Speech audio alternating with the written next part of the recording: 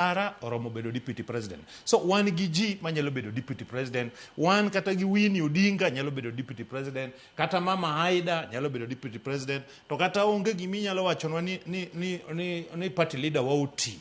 Iga ema en go mang'eny to wiye to pod ler. Kosire tembo bedo kata mana president mar this republic. Mar ariyo wach handouts. Onge gimoro ma ng'ato nyalo koni. Kakoro president ma Nigeria nigi ni prochiko gi wiye. Madhi Gaburu to buru to pod yang JNC chairman. Ng'ama tin motelo ne joma tin e Kenya, youth leader wa. Diang itugri wa ni at 82 years.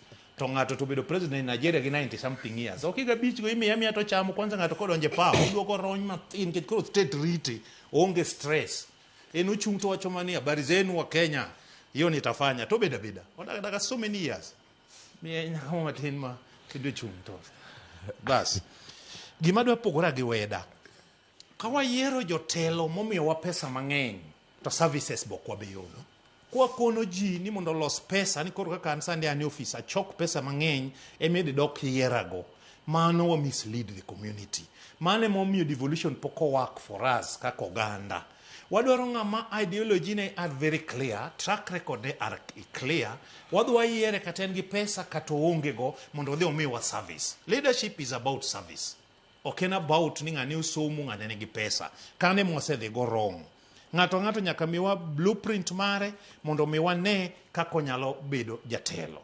Machielo bende dwa wacho ka wan kako oganda ok wanyalo alwa bang' ng'ato for the sake of law. Nyaka wabed gi terms and conditions ma wadhi go e collusion. Odwarowa wambe wadware. Omiyo konya nyisowa ni Kindiki odhi kelo mbula di ka deputy president 2027 wabiro wi ni to dhi biro gang'o e mesa to wan kaka chama wabiro gang'o e mesa. Wakili ng'ato kik wuondi ni chama orumo to some of us kaka an mabedo kani to bokinyisa ni abedo kani ke chama nyo certificate an oseyera deriyo ka onge chama mamin mokwongo yera gi SDP korengo dwaro presidency seche go nake mane powerful ka dwaro councilor Muruba 2017 oyera kaka independent member of parliament ka MP ma defend ne nigi chama to pod na yombe gang'owa independent.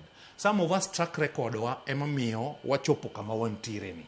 Omiyo wadwaro leaders come chakre 2027 man gi good track record. Makata ka inja chama temiyo pa chama bedo popular.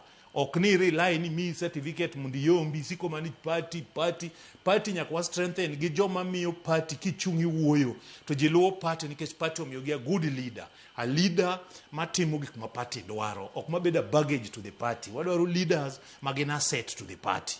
That means niya karo ng'at moro marach kan gi pesa weda in short itemo nyiswa ni ng'ato dho so lopene to bed gi pesa mang'eny to midi elo fellow to dhi obede telo. Mano ka no deliver ke pesa ne mano tiyo gocha nyako recover ok en NGO.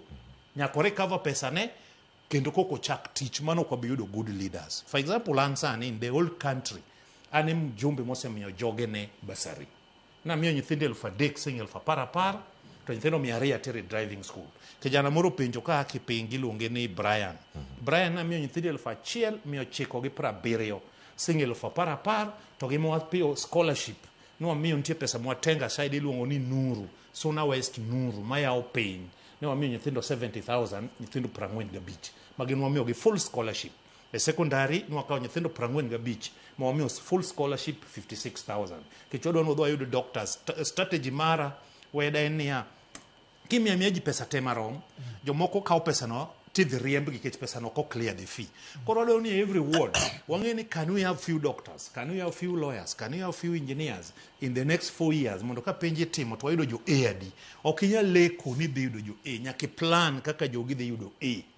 Joma dhi biyo engineering ing'e nyathi moro mano kao KCP mabeta en nyathi kich imiye full scholarship to dhi school mano luonge kaka sani nitie nyithindo mo luong Suna West madhi grade 10 gidhi e national schools madongo mago wamiyo support mondo wang'e ni gidhi kelo A's mondo in future koro wabed ni Suna West be nyalo compete gi regions mamoko a job market ka wan gi joma qualify. So nitie joma wamiyo full scholarship based on performance margi to gi target ma wan go kodgi. Machielo ni penjo mara dwaro bedo governor in future. Sani koko chek Cleopa. Lek no ponti. Ok ni entie.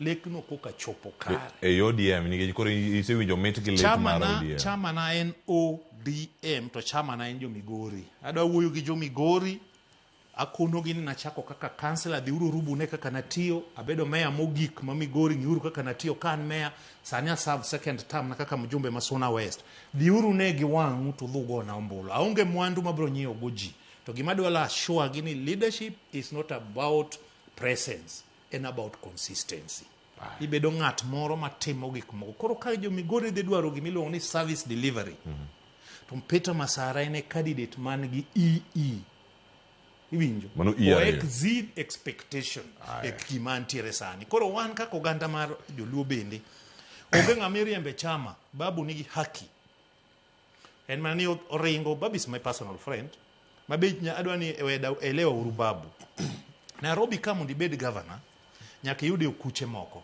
nyaka yude wakamba moko iwinjo koro sasa mababu goyo odwa no yude jomoko matindo ma ukambani jomoko moyudo Kikuyu oriyo gi oganda wa maronagi kata family